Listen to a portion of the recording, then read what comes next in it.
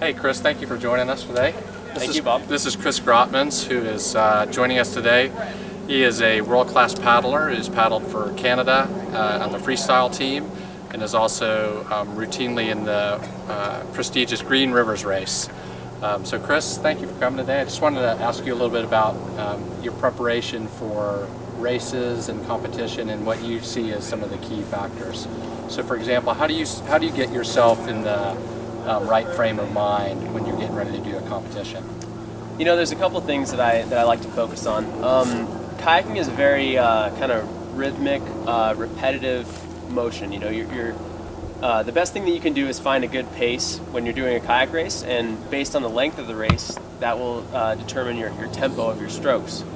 So you have your strokes, heart rate, breath, and that's your metronome right there. So I find that music is very helpful because it allows me to feel like I'm flowing.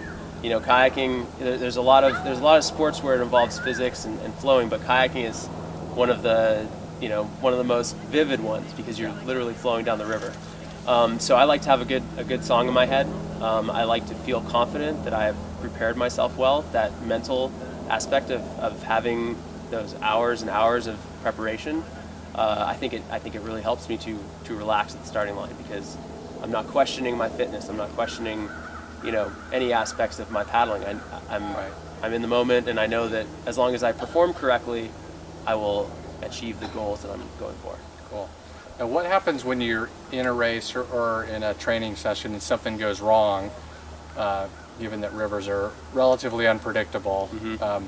How do you find that you bounce back quickly so that you regain focus when you need to?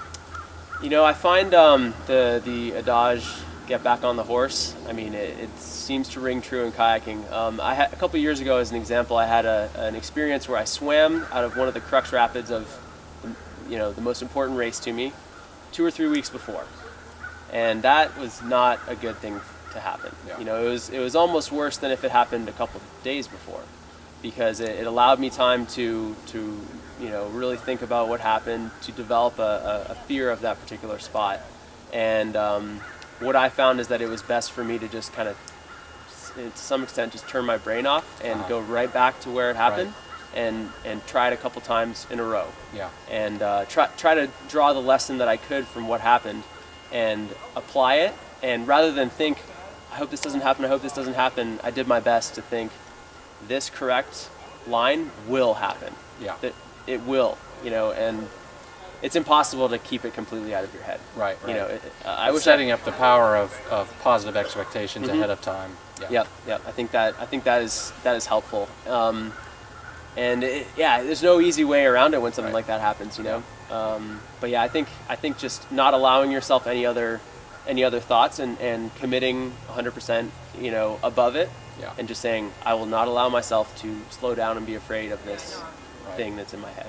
Cool. So, what would you say is the most easily transferable lesson from elite level paddling to the rest of your life? Actually, this applies to a lot of different sports, but one of the big ones that there's a couple, I don't know if there's one that supersedes all others, but one of my favorites is look positive. Mm-hmm. Always look positive. You look at where you want to go, you don't look at where you don't want to go. You don't focus on the negatives or anything like that. You simply look at your path and where you will go. And, our bodies follow where we're looking. Right. Skiers and snowboarders, they spot their landing. Yeah. All things are done proactively if you're going to do them correctly. So I think that's one of the biggest lessons. Separate myself from negative influences by looking where I want to go, and hopefully I'll go there. Great. So I think that's the biggest one for me. Awesome. Good luck on everything. Thank you.